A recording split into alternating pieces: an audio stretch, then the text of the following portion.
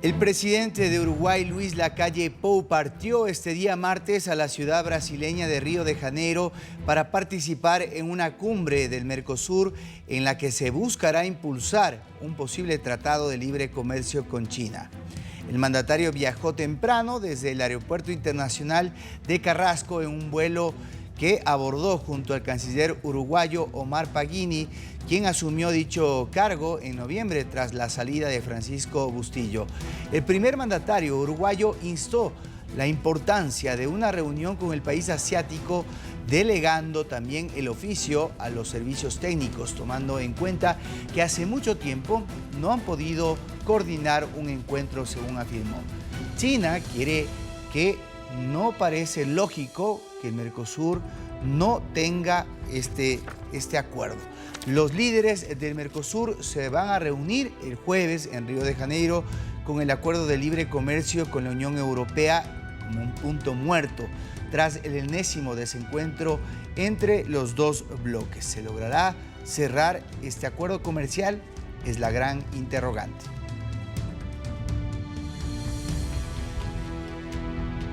De inmediato saludo a mi siguiente invitado. Se trata de Gonzalo Oleguini, consultor de comercio exterior, para dialogar al respecto de este importante encuentro que tendrá lugar el próximo jueves en Río de Janeiro. ¿Cómo estás, Gonzalo? Buenas noches. Bienvenido a DNews. ¿Qué tal? Buenas noches. Muchas gracias por la invitación, César. Bien, bueno, hemos visto cómo en varias oportunidades esto se ha venido dilatando.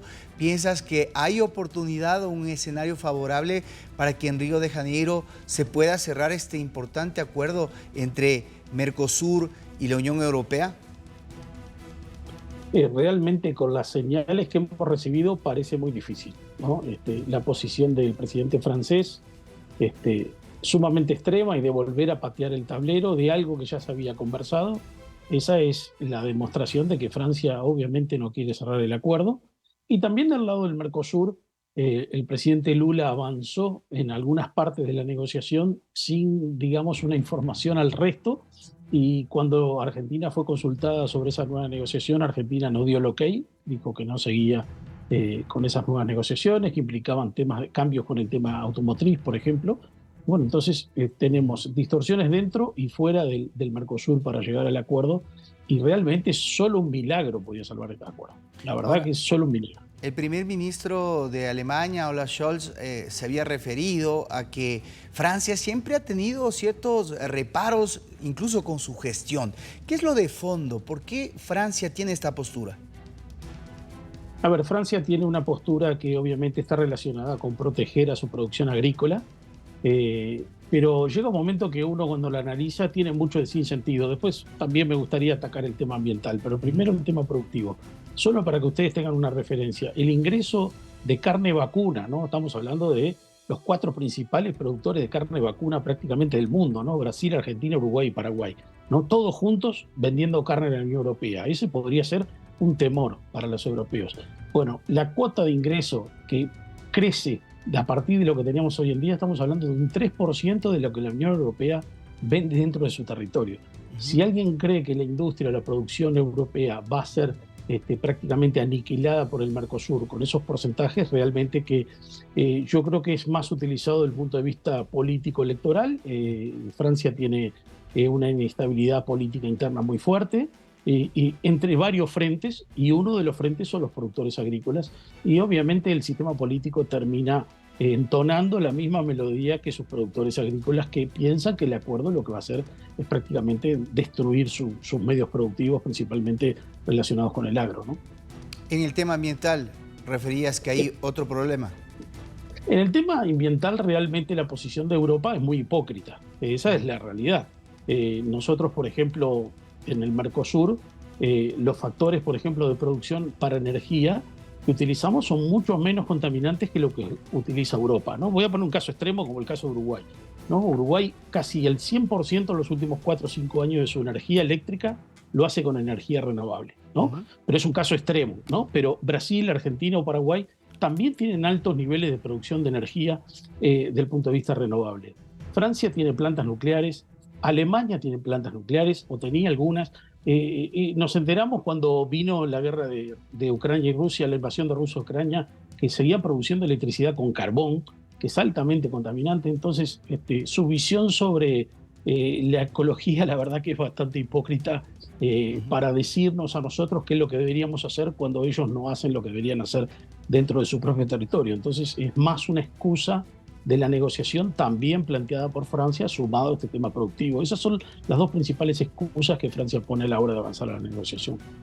¿Consideras que lo que pase este próximo día jueves podría ser un buen escenario o una antesala para saber si Mercosur sigue o no? Esto considerando que Luis Lacalle Pou, el presidente uruguayo, va por lo suyo, por el acuerdo comercial con la China. Sí, a ver, básicamente Uruguay hace muchos años que busca su camino bilateral. En un momento tuvo cierto eco de Paraguay, después dejó de tenerlo.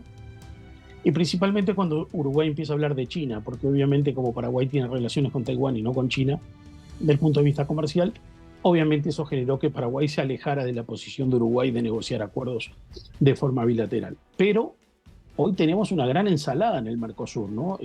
Teníamos un Brasil apoyado con Argentina, y ahora ese apoyo de Argentina seguramente a Brasil se le caiga.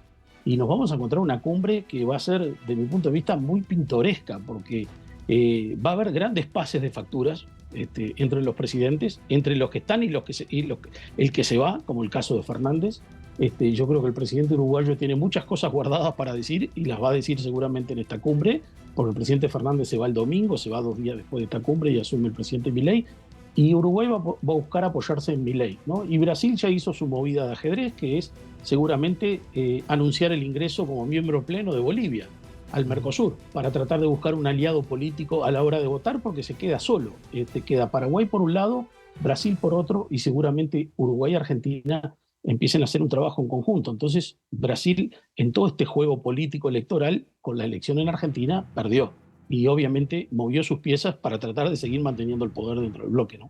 Bien, y tú bien lo señalas, el liderazgo de Lula a nivel no solo de su país, sino de la región, como se lo esperaba, tiene mucho que ver con lo que pase en el marco de este acuerdo, que quisiera nos resumas de cuántos millones estamos hablando en las negociaciones que van a tener entre el Mercosur y la Unión Europea de concretarse y qué situaciones de favorabilidad pueden presentarse para nuestra región si se cierra. Bueno, a ver, lo que primero podemos hablar es el tema población, ¿no? Estamos hablando de un bloque de casi 500 millones de personas con un bloque de prácticamente casi 300 millones de personas. O sea que estamos hablando de uno de los acuerdos. Obviamente, cuando uno pone a China, ese acuerdo pasa a ser el más grande siempre por los 1.200 millones de personas. Pero en este caso sería el acuerdo más importante entre dos uniones aduaneras y más grande del planeta, con lo cual tiene muchísima importancia y el Mercosur ha puesto mucho para tratar de cerrar este acuerdo porque lo necesitamos. La Unión Europea es el segundo o tercer socio comercial de los países del Mercosur, después de China y en el caso de muchos entre nosotros. Para Uruguay el primer socio es China, el segundo Brasil. Para Argentina también juega Brasil, importante. Para Brasil Argentina es el segundo o tercer socio. O sea, todos tenemos cruzamientos entre nosotros, pero siempre el primer socio es China y después en segundo y tercer lugar aparece la Unión Europea. Entonces la oportunidad de cerrar el acuerdo es una oportunidad no solo económica, recordemos que el acuerdo también tiene pilares de cooperación en los cuales la Unión Europea tiene una fuerte incidencia y para el Mercosur sería un paso muy importante, pero lamentablemente yo sigo este acuerdo desde hace más de 20 años. Yo siempre pongo la anécdota, yo me recibí en el año 98 con una tesis que hablaba de las negociaciones Unión Europea-Mercosur. Estamos en el 2023 hablando de lo mismo. Clarísimo. Gonzalo Oleguini, en la previa de lo que significará este importante encuentro que tendrá lugar el próximo jueves, en donde sabremos si finalmente esto prospera o sigue estancado tal cual tú lo has reseñado. Que tengas excelente noche. Gracias por este espacio.